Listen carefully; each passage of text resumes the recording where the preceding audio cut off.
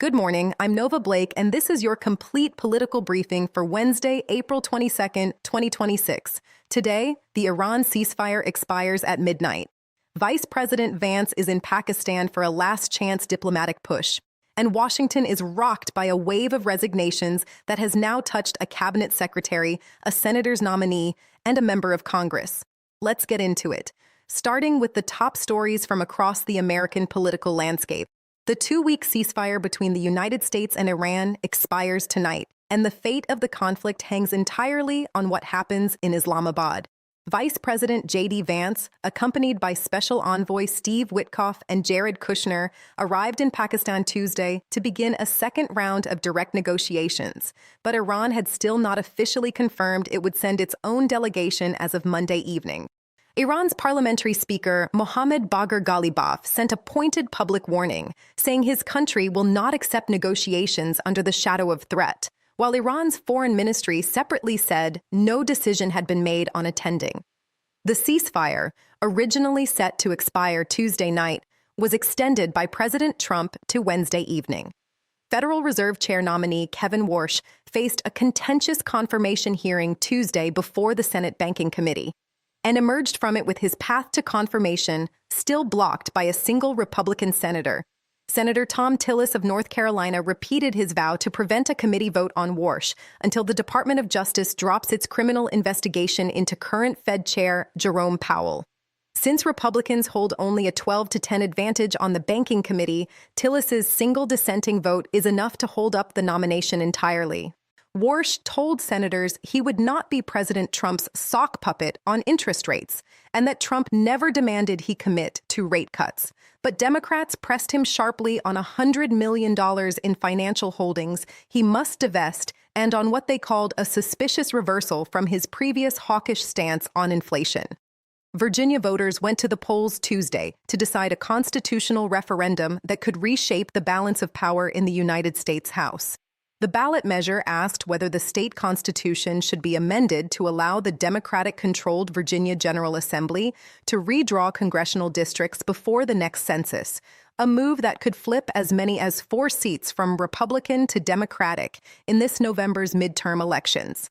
If passed and upheld in court, the redrawn map would shift Virginia's congressional delegation from a current 6 to 5 Republican advantage to as many as 10 Democrats out of 11 seats. Former President Barack Obama recorded ads in favor of the measure, and Republicans spent heavily to defeat it. Polls closed at 7 p.m. Eastern, and results were expected Tuesday evening.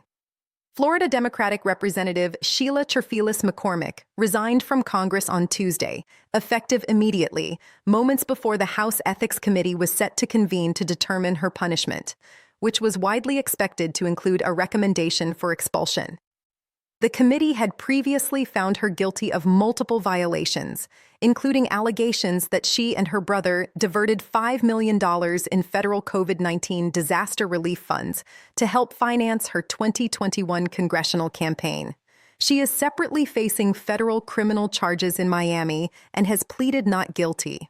Her resignation makes her the third House member to leave office since April 13th, following Eric Swalwell of California and Tony Gonzalez of Texas, and further narrows an already razor-thin House majority. Labor Secretary Lori Chavez-DeRemer resigned Monday amid a Labor Department Inspector General investigation into alleged misconduct, becoming the third cabinet member to depart during President Trump's second term, and all 3 have been women. The investigation had been examining allegations that Chavez-DeRemer pursued an inappropriate relationship with a member of her security detail, that her husband, Sean DeRemer, had been barred from Labor Department headquarters after staffers complained of inappropriate touching, and that senior aides had committed travel fraud. Multiple top aides left their posts before her departure.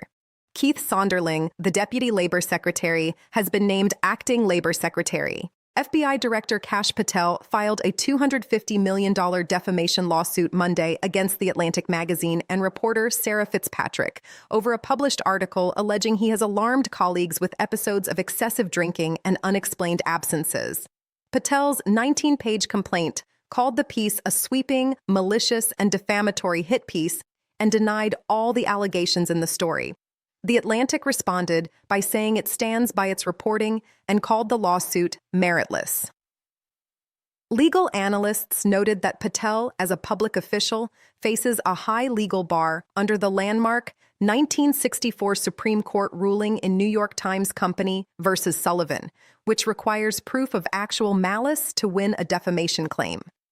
A new national poll released Sunday showed President Trump's overall approval rating has hit the lowest point of his second term at 37%, with 63% disapproving and 50% strongly disapproving. Two-thirds of Americans said they disapprove of his handling of the Iran war, and two-thirds said they believe the country is headed in the wrong direction, the most pessimistic reading since Trump returned to office.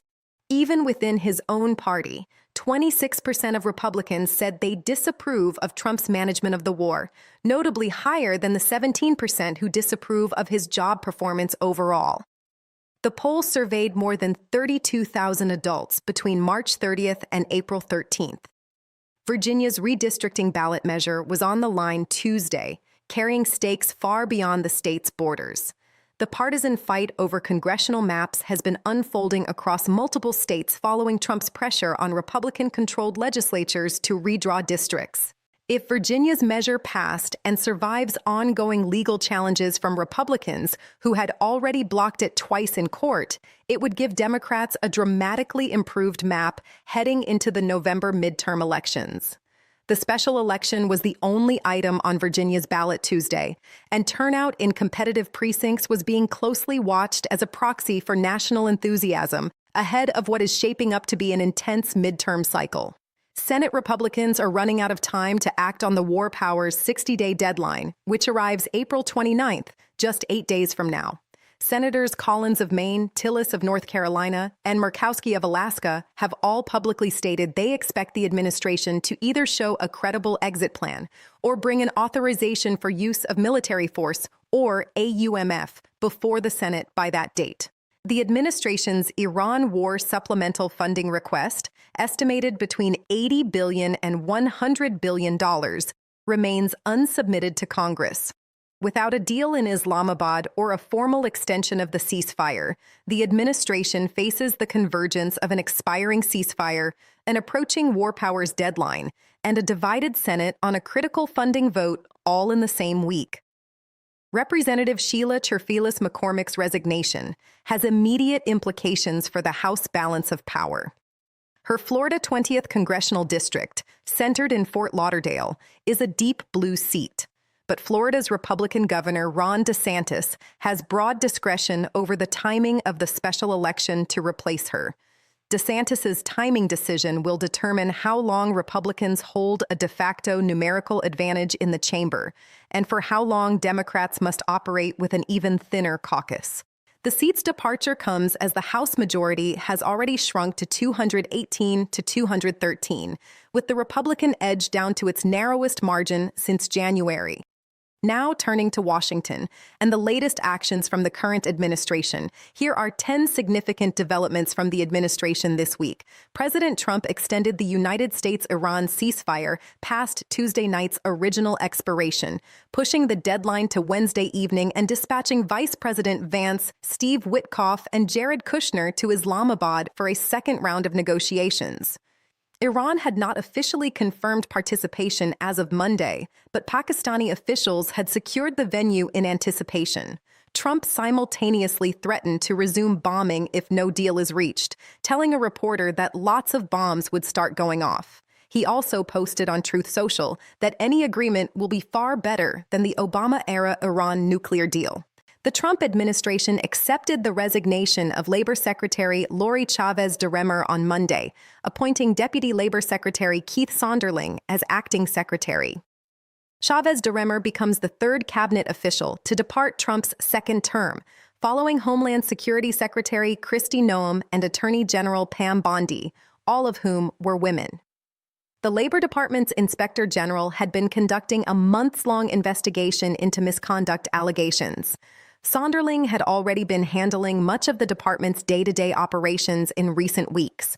Kevin Warsh, Trump's nominee to chair the Federal Reserve, testified before the Senate Banking Committee on Tuesday in a hearing that exposed continuing obstacles to his confirmation. Warsh pledged independence from presidential pressure, stating he would not be the president's sock puppet on rate decisions and that Trump never asked him to commit to cuts. He also called for a new inflation framework and hinted at holding fewer Fed meetings. Senator Tillis reiterated his block on the vote until the DOJ drops its Powell investigation, a threat that remains the primary obstacle to confirmation before Powell's term expires on May 15th. FBI Director Kash Patel filed a $250 million defamation lawsuit against The Atlantic on Monday over a published report alleging erratic behavior and alcohol abuse. The lawsuit, filed in federal court in Washington, names both The Atlantic and journalist Sarah Fitzpatrick as defendants. Patel denied the allegations, while The Atlantic defended its reporting as accurate. Legal experts noted the case faces significant hurdles under public figure defamation law, but said the lawsuit could have a chilling effect on journalists weighing similar investigative pieces.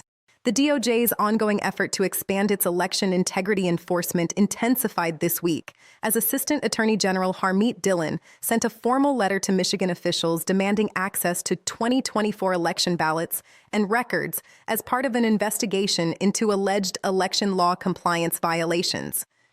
Michigan's Attorney General Dana Nessel called the request absurd and baseless. Dillon's Civil Rights Division has simultaneously filed lawsuits against 29 states and the District of Columbia over their refusal to turn over voter rolls after the division identified at least 350,000 deceased people on rolls from 60 million records reviewed so far. The administration's Iran war naval blockade entered its 9th consecutive day Tuesday, with United States Central Command reporting that the seized Iranian cargo ship Tuska remains in American custody following Sunday's dramatic boarding by United States Marines in the Gulf of Oman. The blockade continues to enforce a near-total halt on maritime commerce entering or leaving Iranian ports. Oil prices rose more than 1% Tuesday as markets tracked the uncertainty surrounding the Islamabad talks and the Wednesday ceasefire expiration deadline. Treasury Secretary Scott Bessent confirmed this week that the administration's secondary sanctions campaign against countries doing business with Iran remains in active enforcement, with warnings already issued to 2 Chinese banks and financial institutions in the United Arab Emirates and Oman. Bessent also told reporters he remains optimistic that gas prices will fall to approximately $3 per gallon between June and September if the Iran situation resolves, an outcome that would provide meaningful political relief for Republicans ahead of the November midterm elections. The FDA confirmed this week that it will issue National Priority Review vouchers for 3 psychedelic compounds, actions taken pursuant to President Trump's executive order signed Saturday. The vouchers can dramatically accelerate approval timelines for drugs that meet national health priorities. No psychedelic has yet received FDA approval. The administration has directed ARPA-H, the Advanced Research Projects for Health Agency, to match up to $50 million in state-level research investment in psychedelic treatment programs, particularly for veterans with post-traumatic stress disorder. The Trump administration's request for a supplemental war funding package is expected to be transmitted to Congress as early as this week, carrying an estimated price tag of between $80 billion and $100 billion.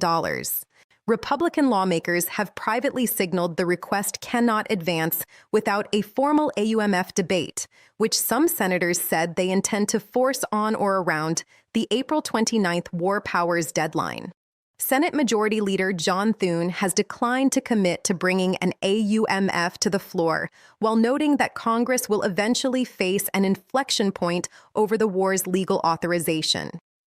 The nomination of Erica Schwartz to lead the Centers for Disease Control and Prevention, or CDC, advanced toward a formal Senate confirmation process this week. Schwartz, a retired Coast Guard Rear Admiral and former Deputy Surgeon General, has been described by former Trump administration Surgeon General Jerome Adams as a home run pick. The CDC has been without a permanent director for nearly a year, during which the agency has been managing the worst measles outbreak in a generation and navigating severe budget cuts ordered by the Department of Health and Human Services. That's your full briefing for Wednesday, April 22nd, 2026. I'm Nova Blake. Stay informed, stay ahead. We'll see you next time.